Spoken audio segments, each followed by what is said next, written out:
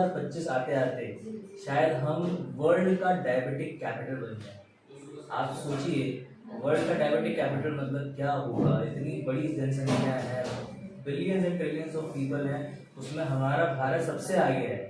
पर ये खुश होने की बात नहीं है, वो डायबिटीज में सबसे आगे जा रहा है। तो इसका देखिए मैम, जैसा मैंने आपको पिछले एपिसोड में भी, पिछली चर्चा में भी हमारी बात हुई थी, मैंने बताया था, इसका डायरेक्ट रिलेशन आपकी किचन से है।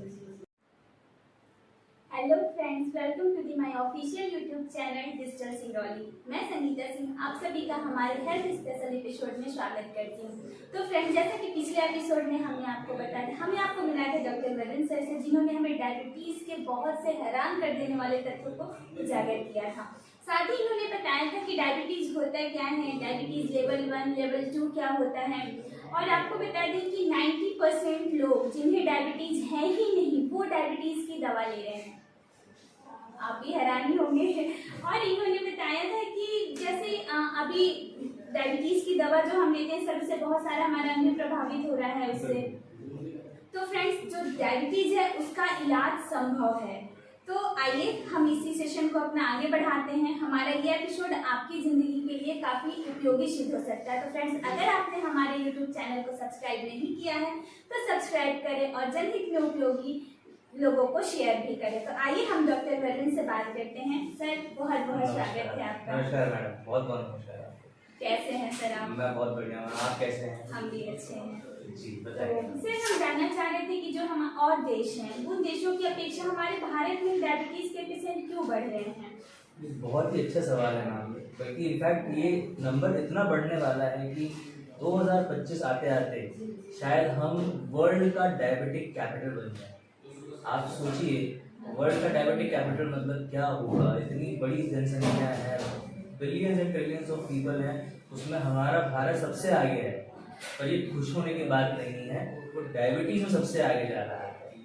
तो इसका देखिए मैम, जैसा मैंने आपको पिछले एपिसोड में भी, पिछली चर्चा में भी हमारी बात हुई थी, मैंने बताया था, इसका डायरेक्ट रिलेशन आपकी किचन से है ना। अभी भारत एक ऐसा देश है जो विकसित हो रहा है, और इस दौरान उसने काफ़ी सारे चैलेंजेस फेस किए हैं।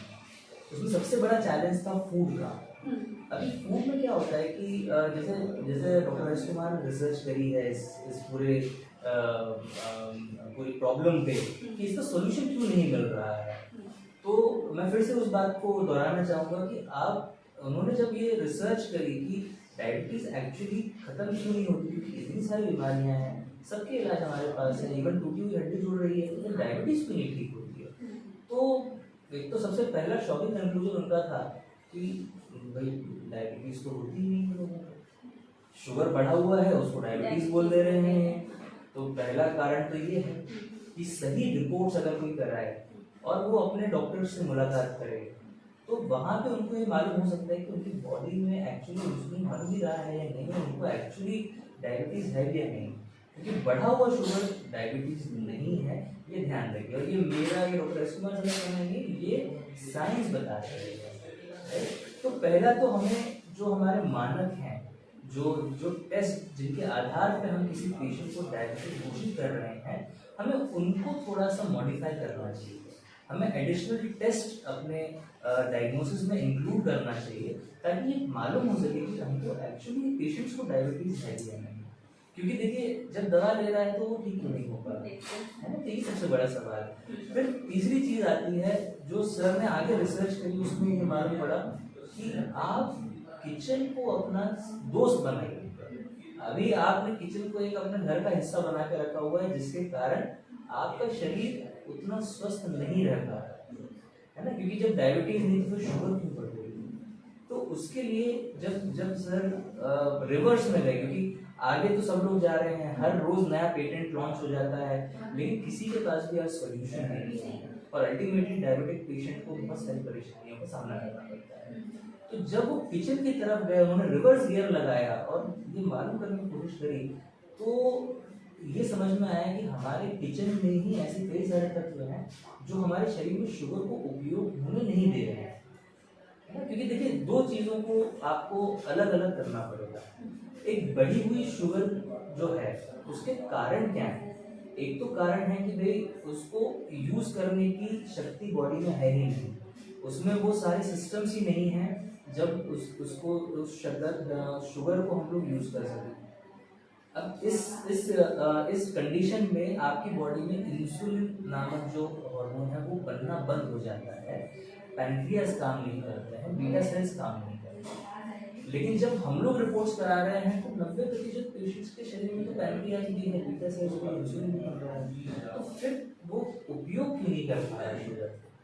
जब सब कुछ अच्छा जीवन के एक निश्चित काल तक, मान लीजिए 30 साल 35 साल 40 साल की उम्र तक शुगर यूज हो रहा था, उसके बाद अचानक से एक दिन मालूम पड़ता है कि शुगर यूज नहीं हो रहा है। तो इसका कहीं ना कहीं कनेक्शन आपके किचन से होके जाता है और उसमें बहुत सारी चीजें हैं, लेकिन आज मैं मुख्य तौर पे आपसे तेल के बारे में बात करूं। हमारे किचन में जो सबसे बड़ा दुश्मन हमारा है वो है हमारा खाने का तेल। और ये मैं नहीं कह रहा हूँ दोस्तों, इस पर कई सारे रिसर्च पेपर्स पब्लिश हो चुके हैं। डॉक्टर एस कुमार ने उनको ढूंढ ढूंढ के निकाला है और वो अपने पेशेंट्स को या हम अपने पेशेंट्स को सख्त हिदायत देते हैं कि आपको अपना खाने का तेल बदलना बहुत जरूरी है, क्योंकि वही आपका सबसे बड़ा दुश्मन है। जैसे मैं पूछना चाहूँगा, आप खाना बनाते हैं आप खाना? अच्छा, जब हम तेल गर्म करते हैं आप कुछ नोटिस करते हैं? हाँ, जब बहुत ज्यादा गर्म हो जाता है तो धुआं निकलता है। धुआं निकलता है। दूसरी चीज आपने देखा होगा, कलर तेल का चेंज हो जाता है, राइट? तो आपके और हमारे लिए ये एक साधारण बात हो सकती है, लेकिन साइंस बोलता है वो धुआं जो है वो आपका सबसे बड़ा दुश्मन है। क्योंकि जब उस धुएं की जब स्टडी की गई तो उसमें मालूम पड़ा कि 30 से ज्यादा ऐसे केमिकल्स हैं जो आपके शरीर में जाने के बाद आपके शरीर के सेल्स को जकड़ लेते हैं। अगर आपका सेल है उसके ऊपर से एक आवरण बना देते हैं जिससे शक्कर आती तो है लेकिन वो टकरा के वापस आपके ब्लड में चली जाती है, राइट? तो इनको हम लोग बोलते हैं एडवांस ग्लाइसेशन एंड प्रोडक्शन, है ना। और ये एक्रिलोमीन, एक्रिलामाइन और ट्रांस फैटी एसिड्स, ये जितनी चीजें हैं ये आपके बॉडी में उस खाने के साथ जा रही है और ये आपके सेल्स को एक रेनकोट की तरह एक आवरण पहना दे रही है जिसके ऊपर खूब सारी शुगर की बारिश तो हो रही है, लेकिन क्योंकि रेनकोट पहना हुआ है तो अंदर नहीं जा रही है, वो सूखा का सूखा है। अच्छा, उसकी जो एनर्जी रिक्वायरमेंट्स है वो पूरी नहीं हो पा रही। मतलब जहाँ उसको मान लीजिए 10 शुगर चाहिए तो उसके पास 5 या 6 शुगर के मॉलिक्यूल्स जा पा रहे हैं, तो उसकी जो नीड है वो तो पूरी नहीं हो पा रही। तो बार बार बॉडी को भाई वो बॉडी ब्रेन को बोल रही है कि हमें शुगर चाहिए, हमें शुगर चाहिए। इसके कारण दूसरे बॉडी के रिएक्शंस एक्टिवेट हो जाते हैं, जो बायोकेमिकल रिएक्शंस हैं हमारी वो एक्टिवेट हो जाते हैं और उससे फिर हमें दूसरे प्रॉब्लम्स होने के चांसेस रहते हैं। तो मेन आपका एक जिसको आपको चेंज करना है वो है तेल। तो जैसा हमने हमारी रिसर्च में पाया कि खाने के लिए अति उत्तम एक प्रकार का तेल है, उसको बोलते हैं चावल का तेल, राइस ब्रान ऑयल। चाइना के बाद इंडिया सबसे ज्यादा राइस ब्रान ऑयल का प्रोडक्शन करता है। इनफैक्ट हम लोग इसको एक्सपोर्ट करते हैं। देखिए, इंडिया जो है सिर्फ 30% तक सेल्फ सफिशिएंट है ऑयल में, बाकी का सारा तेल हमें इंपोर्ट करना पड़ता है। और सबसे ज़्यादा इंपोर्ट होने वाला और सबसे सस्ता तेल है पाम ऑयल, है ना। पाम ऑयल एक ऐसा ऑयल है जो आज से 1950 के पहले इसको पेंट इंडस्ट्री में यूज़ किया जाता था। अभी आप देखेंगे कि पुराने जो दरवाजे हुआ करते थे, लकड़ी के हुआ करते थे, उन पर जब कीड़े लग जाते थे तो पाम ऑयल अगर उस पर लगा देंगे तो कीड़ा नहीं लगता था। तो ये एक वो तेल अब हम लोग खाएंगे ना। सोयाबीन जो हमारे यहाँ सबसे ज़्यादा होता है, सरसों हमारे यहाँ अति उत्तम माना जाता है सरसों का तेल, लेकिन सरसों के तेल से भी हमें सबसे ज़्यादा प्रॉब्लम होती है। इनफैक्ट मैं आपको बताना चाहूँगा, सरसों का जो तेल है वो हमारी हार्ट की मसल्स को कमजोर करता है। अब ये बात किसी को पता नहीं है, लेकिन अगर आप डेटा उठा के देखेंगे हेल्थ का, तो सबसे ज़्यादा पेस मेकर्स और सबसे ज़्यादा स्टंट आप देखेंगे बिहार और यूपी में लगते हैं। कारण यहाँ सरसों का तेल बहुत ज़्यादा इसका उत्पादन होता है, बहुत लोग सरसों का तेल यूज़ करते हैं। तो सबसे पहले अगर आपके आपके किचन में अगर सरसों, सोयाबीन, सनफ्लावर इस प्रकार के तेल हैं, तो इनको आपको निकाल के बाहर रखना है। ये खाने योग्य नहीं है, दूसरे देशों के फेंके हुए तेल। इनफैक्ट यूएसए जो है वो सोयाबीन का तेल एज बायोडीजल यूज करता है। अब आप सोचिए, जो हम लोग गाड़ियों में जो तेल वहाँ पे डाल रहे हैं, हम लोग हमारे पेट में डाल रहे हैं, तो उसका खामियाजा तो डायबिटीज उसमें से, ये बढ़ा हुआ शुगर, सॉरी डायबिटीज भी नहीं बोलूँगा, तो बढ़ा हुआ शुगर बोलूँगा उसको। क्योंकि शुगर आपका जब कंज्यूम होना शुरू हो जाएगा तो आप देखेंगे आपकी बॉडी में जो आपका जो ब्लड है उसमें आपका शुगर नहीं मिलेगा, या मिलेगा तो आपके जो स्पेसिफाइड लेवल्स हैं उसी में आता है, क्योंकि बॉडी हर चीज़ को बैलेंस करती है। ऐसे कई सारी चीज़ें हैं, बट उसके लिए फिर हम और डिस्कशन करेंगे। अभी मेन चीज़ तो मैं तेल के ऊपर आपको बोलना चाहूँगा। तो जैसे मैं आपको बता रहा था, खाने के लिए अति उत्तम तेल हमारा चावल का तेल होता है, जो हमारे भारत में हम लोग वर्ल्ड के सेकंड लार्जेस्ट प्रोड्यूसर्स हैं, और इसको एक्सपोर्ट किया जाता है बाहर यूके, यूएस में, वहाँ पे प्रीमियम एडिबल ऑयल बोल के यूज़ किया जाता है। इसका जो बॉइलिंग पॉइंट है वो काफ़ी हाई होता है, मोर देन 212 डिग्री सेंटीग्रेड, और जो हम खाना बनाते हैं वो 70 से लेकर 100 डिग्री सेंटीग्रेड में बन जाता है। तो जब आप इस तेल को आप गर्म करेंगे तो आप देखेंगे इसमें धुआं नहीं आता, और इसको आप मल्टीपल टाइम्स यूज कर सकते हैं, इसका कलर चेंज नहीं होता, राइट। और मार्केट में जो सबसे प्योरेस्ट फॉर्म में जो ऑयल अवेलेबल है वो है अल्फा कार्डियो डी ऑयल। ये रिसर्च करके स्पेसिफिकली हार्ट के, थायराइड के, डायबिटीज के, कैंसर के पेशेंट्स के लिए बनाया गया है। इसको इस तरह से रिस्ट्रक्चर किया गया है कि आपकी बॉडी में किसी प्रकार का इन्फ्लेमेशन ना हो, है ना। जैसे मैं इन्फ्लेमेशन की अगर मैं बात करूँ तो इन्फ्लेमेशन और कुछ नहीं, सूजन है। अगर मैं मान लीजिए यहाँ पे जोर से मैं मारूँ तो आप देखेंगे थोड़ी देर में यहाँ पे लालपन आ जाएगा और थोड़ी सूजन आ जाएगी आपको। कभी भी हम लोग, आप गिरे होंगे ना कभी, है ना, तो हम देखते हैं कि हमारी घुटने में चोट लगी तो पहले वहाँ पे लाल हो जाता है, और फिर धीरे धीरे वहाँ पे सूजन आ जाती है, फिर कुछ समय बाद दर्द आने लगता है आपको, और आप उस एरिया को यूज नहीं कर पाते। जैसे घुटना है तो आप चलोगे तो लंगड़ा के चलोगे, तो ये और कुछ नहीं, ये साइंस ऑफ इन्फ्लेमेशन है। इन्फ्लेमेशन मतलब बॉडी का रिस्पॉन्स है टुवर्ड्स इंजुरी। यही सेम रिस्पॉन्स जो आप बाहर देख पा रहे हो, ये आपकी बॉडी में अंदर की तरफ हो रहा है हर बार जब आप ये तेल खा रहे हैं। कौन से? सोयाबीन, सनफ्लावर, सफोला, ये मस्टर्ड, ये कोई भी अगर ऑयल अगर आप खा रहे हैं तो ये इन्फ्लेमेटरी रिएक्शन आपकी बॉडी के अंदर हो रहा है, और क्योंकि हमें अंदर का दिखाई नहीं देता तो हमें समझ में नहीं आता। तो बॉडी आपको एक अंदेशा दे रही है, आपको बता रही है कि देखो कुछ तो भी गड़बड़ है मेरे शरीर में, आप मेरी तरफ ध्यान दीजिए, है ना। तो अब वो क्या होता है, शुरुआत में कुछ लोगों को एसिडिटी हो जाती है ना, बहुत सारे लोग ऐसे हैं जो एसिडिटी की दवाई खाने के फिर धीरे धीरे धीरे धीरे प्रॉब्लम्स बढ़ती जाती है। किसी का वजन बढ़ रहा है ना, किसी को कोई बोलता है, आपने शायद सुना कि मैं तो सिर्फ 2 ही रोटी खाती हूँ लेकिन मेरा वजन कम नहीं होता। और बहुत सारे लोग हैं जो योगा कर रहे हैं, व्यायाम कर रहे हैं, प्राणायाम कर रहे हैं, लेकिन उनको जो डिजायर्ड रिजल्ट्स हैं वो नहीं मिल पा रहे हैं। तो सब कहीं ना कहीं प्रॉब्लम है हमारे खाने का तेल। तो इसीलिए मैं आप लोगों से बोलना चाहूँगा, क्योंकि because we are not self sufficient in oil category, तो इसमें गवर्नमेंट ने अलाउ किया हुआ है कि वो 20% तक आप उसमें दूसरे तेल मिला सकते हैं। तो इसमें सबसे ज़्यादा जो तेल मिलाया जाता है वो पाम ऑयल है, और वो प्रो इन्फ्लेमेटरी है, वो सूजन कॉज करने वाला तेल है। कई सारे देशों में तेल बैन है, उसको यूज ही नहीं कर सकते हैं आप, it is not fit for consumption. उसमें लेबल दिया हुआ है कि पाम ऑयल अगर रहा तो वो बिल्कुल भी कंज्यूम नहीं किया जाना चाहिए। और आप सोचिए हमारे यहाँ तो वो मिलावट करके मार्केट में आ रहा है। उसका कारण मैं आपको बताता हूँ। उसमें ये क्या होता है कि ऑयल कभी भी हेल्थ प्रोडक्ट की तरह नहीं देखा जाता। अगर मैं आपसे बोलूँ कि हेल्थ प्रोडक्ट आप कोई भी गिनाएं तो आप शायद मुझे बहुत सारे हेल्थ प्रोडक्ट्स गिना सकते हैं, लेकिन उसमें उस लिस्ट में कहीं भी ऑयल का नाम नहीं है ना, क्योंकि ऑयल को हम कभी भी कंसिडर ही नहीं करते। हमारे लिए सिर्फ छौंक लगाने की चीज़ है, जिसमें हम छौंक लगा दें, हमारी सब्जी बन जाए या हमारे पराठे बन जाए और बस हमारे लिए हो गया। और दूसरा हमारे दिल में सिर्फ इतना आता है कि यार सब्जी हमारी कढ़ाई को चिपके ना, उसके लिए हमें तेल यूज़ करना है। लेकिन आज के बाद आपको ऑयल को एक हेल्थ प्रोडक्ट की तरह देखना बहुत ज़रूरी है।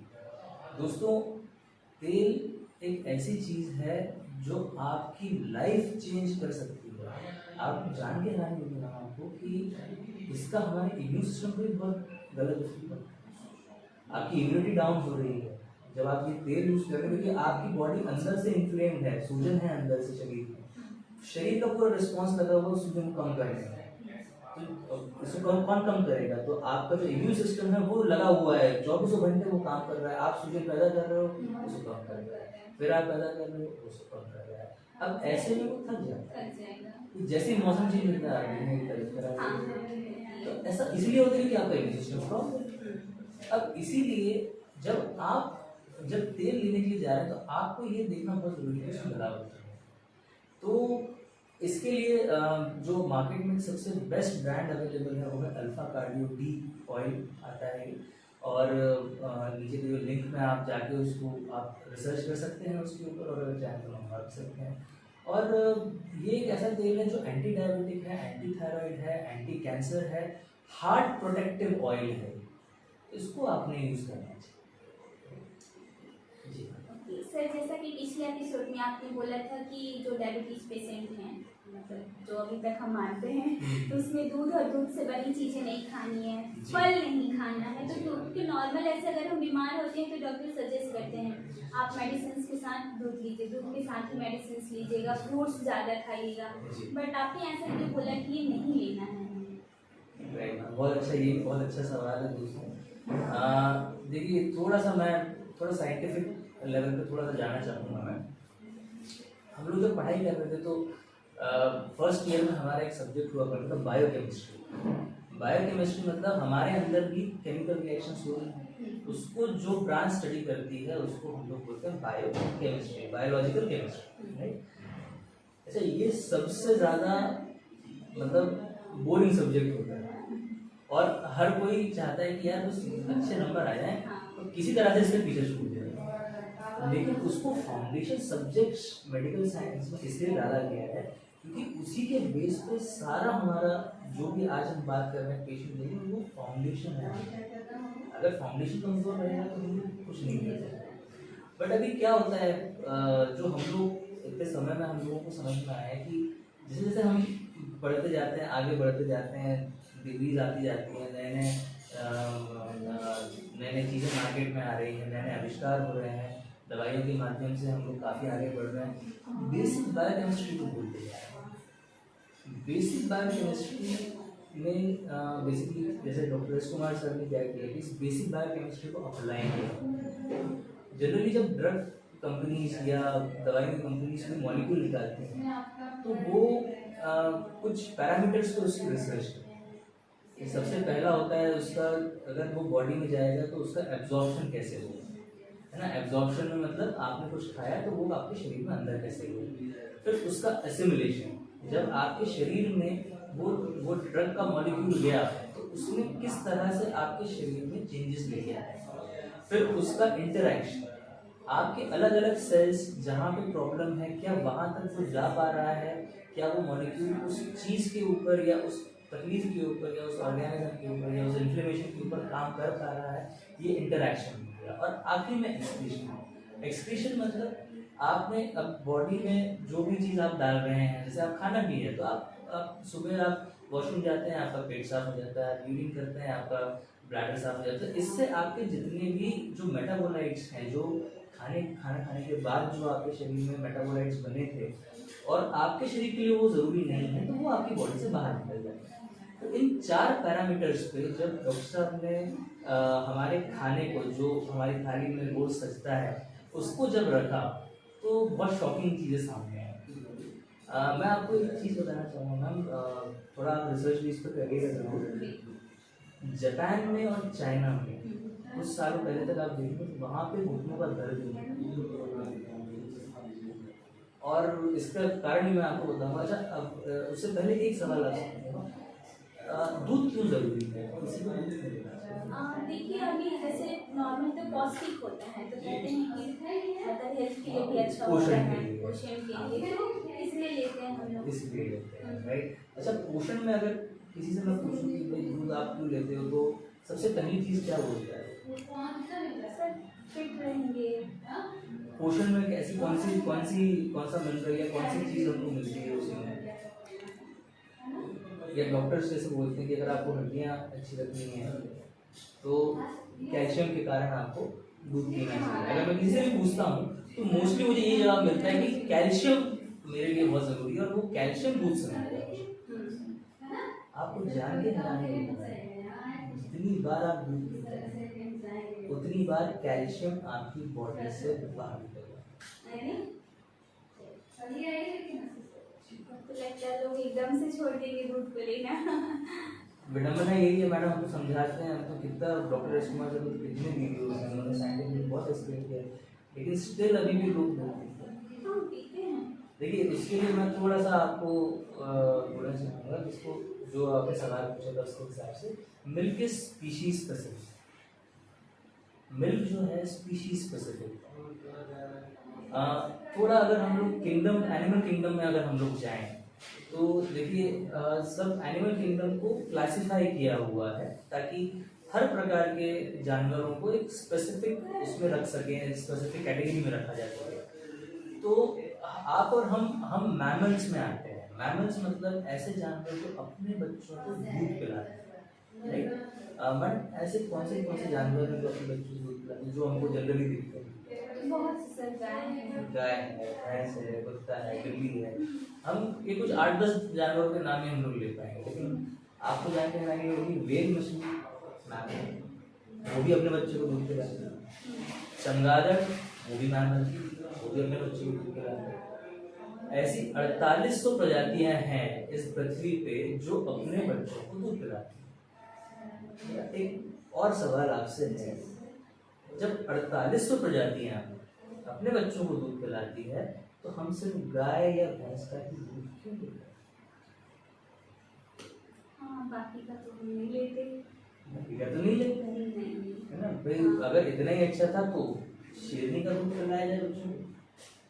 भाई हमें भी गर्व होगा कि बच्चा शेर का दूध पी कर बड़ा हुआ है, तो वो भी बड़ा होने के बाद बोले मैं तो शेरनी का दूध पी के बड़ा हुआ है। ऐसा क्यों नहीं कर पाता? क्योंकि गाय एक ऐसा पशु है, गाय नाम ही ऐसा है कि वो गऊ है, उसको हम प्यार से चारा खिला के हम उसको एक जगह रख सकते हैं। वो हमें ना तो लात मारती ना तो हमें सींग मारती, उसके पास देने के लिए बहुत प्यार है, और उस प्यार का हम लोग फायदा उठाते हुए उसका हम लोग दूध निकालते हैं। इसी प्रकार से भैंस भी है। तो ये कुछ डोमेस्टिक एनिमल्स हैं जिनको अगर हम देखें तो हमारे ज्यादातर लोगों के घरों में मौजूद है, और इसका ही दूध हम लोग पीते हैं, सेवन करते हैं, राइट। पर जैसा मैं आपको बता रहा था, हम लोग 4800 से ज्यादा जानवर हैं जो दूध पिलाते हैं। हमारा जो दूध है वो स्पीशीज स्पेसिफिक होता है। जैसे मछलियों की जो जैसे मैमल्स में वेल हो गई, वेल मछली डॉल्फिन का दूध पी के बड़ी नहीं है। इनफैक्ट मैं आपको बताऊं, अगर आप जो ये मिल्क जो प्रोसेस है जो माँ अपने बच्चे को पिलाती है, लैक्टेशन बोलते हैं इसको। ये लैक्टेशन माँ और बच्चे का एक ऐसा रिश्ता है जो इमोशन से कनेक्टेड है। It is an emotional response. आप देखेंगे अभी मेरा बच्चा 18 महीने का है, तो मैं तो रिसेंटली इस चीज़ों को देख रहा हूँ। अगर बच्चा कहीं पे भी हो, किसी भी कमरे में हो, मान लीजिए सो रहा हो, माता जिससे काफी दूर है और खाना बना रही है, अगर बच्चा यहाँ पे रोता है तो तुरंत माँ को लैक्टेशन होना शुरू हो जाता है, वो तुरंत भागती बच्चे के बाद उसको दूध दे देती है ना। तो देखिए अभी जो गाय भैंस है उनका जो शरीर है, अब आप देखिए उनका शरीर कितना बड़ा होता है, कितना विकराल होता है। इसलिए जब गाय के दूध को आप माइक्रोस्कोप के नीचे रखेंगे, उसको देखेंगे तो आप देखेंगे उसमें कैल्शियम की मात्रा भरपूर है, लेकिन क्या आप उस दूध को पचा पाए? सवाल तो ये है भाई, मैं बहुत अच्छी चीजें खा सकता हूँ, लेकिन क्या मैं उसको यूज कर पा रहा हूँ? क्या मैं मेरा शरीर उसको पचा पा रहा है? तो आंसर है नहीं। उसका कारण हमारे शरीर में वो एंजाइम ही नहीं है जो जानवर के दूध को पचा सकते। एक एंजाइम होता है रेनिन, ये जो एंजाइम है हमारे शरीर में प्रोड्यूस नहीं हो पाता। उसका कारण हमारे बॉडी में एक ऑर्गन होता है अपेंडिक्स, शायद सभी ने सुना होगा इसके बारे में। वो एक वेस्टिजियल ऑर्गन है। वेस्टिजियल मतलब उसका अब कोई शरीर में कोई काम नहीं है। आपने बहुत लोगों ने शायद व्यूवर्स में अपेंडिक्स की सर्जरी भी कराई होगी, किसी का अपेंडिक्स उसमें इन्फ्लेमेशन हो जाता है तो अल्टीमेटली उसको काट के फेंकना पड़ता है। डॉक्टर जनरली बोलते हैं कि इसकी हमारे शरीर में वैसे भी जरूरत नहीं है। लेकिन गाय में, भैंस में जितने भी र्यूमिनेंट्स हैं, र्यूमिनेंट मतलब जो जानवर जुगाली करते हैं, आपने देखा होगा गाय बहुत सारा चारा या बहुत सारा घास और पत्तियां खा लेती है और फिर एक जगह बैठ के फिर उसको वापस पेट से निकालती है और उसको फिर जुगाली करती है ना। तो जितने र्यूमिनेंट्स हैं उनमें अपेंडिक्स एक्टिव होता है, क्योंकि वो एक एंजाइम प्रोड्यूस करता है सेल्यूलेज, जो आगे जाके सेल्यूलोज नाम के फाइबर रहता है जो आपकी हरी सब्जियों में बनता है। कोई भी आप हरी सब्जियां हो, कोई भी प्लांट हो, कोई भी पौधा हो, उसमें आप देखेंगे कि आप रेशे आपको देखने मिलते हैं। वो रेशे सेल्यूलोज फाइबर से बने हुए होते हैं। वो सेल्यूलेज नाम का एंजाइम उसको डाइजेस्ट कर लेता है। लेकिन हमारी बॉडी में, और वो सेल्यूलोज एंजाइम बनाता है कौन? आपका अपेंडिक्स। यही अपेंडिक्स जब गाय का बच्चा छोटा होता है तो वो रेनिन नाम का एंजाइम बनाता है जो उस हार्मोन को डाइजेस्ट कर सकता है। लेकिन हमारी बॉडी में वो है ही नहीं। तो आप मुझे बताएं, आप डाइजेस्ट कैसे करें? उल्टा इसका अदर रिएक्शन होता है। जब आप दूध लेते हैं तो वो आपकी बॉडी में, जो आपके पेट में जो एसिड है उससे मिलने के बाद वो एसिडिटी को प्रमोट करता है, एसिडिटी को क्रिएट कर देता है, एसिडिटी को बढ़ा देता है और अल्टीमेटली इस एसिडिटी को कम करने के लिए शरीर का जो सिस्टम रहता है उसको हम लोग होम्योस्टैसिस बोलते हैं। शरीर का सिस्टम एक्टिव होके कैल्शियम को आपकी बोन से निकालता है और आपके ब्लड में डाल देता है, सो दैट आपकी जो पीएच है ब्लड की 7.35 से 7.45 के बीच में मेंटेन रहे। अगर मेंटेन नहीं रहेगी तो आपके सारे एंजाइम काम करना बंद कर देंगे, प्रोटीन आपका काम करना बंद कर देगा और आप तुरंत कोलैप्स हो जाएंगे। तो इस कारण से आप जितनी बार दूध पी रहे हैं उतनी बार आपकी बॉडी से कैल्शियम बाहर निकल रहा है, क्योंकि कैल्शियम एक बफर की तरह एक्ट कर रहा है। अगर एसिडिक रिएक्शन में डाल देंगे तो उसको अल्कलाइन कर देगा, अल्कलाइन रिएक्शन में डाल देंगे तो उसको एसिडिक कर देगा। तो इस प्रकार से बायोकेमिस्ट्री काम करती है। लेकिन आपका जो दूध है वो आपकी एसिडिटी को बढ़ा रहा है, जिसके कंपनसेशन के तौर पे बॉडी से कैल्शियम।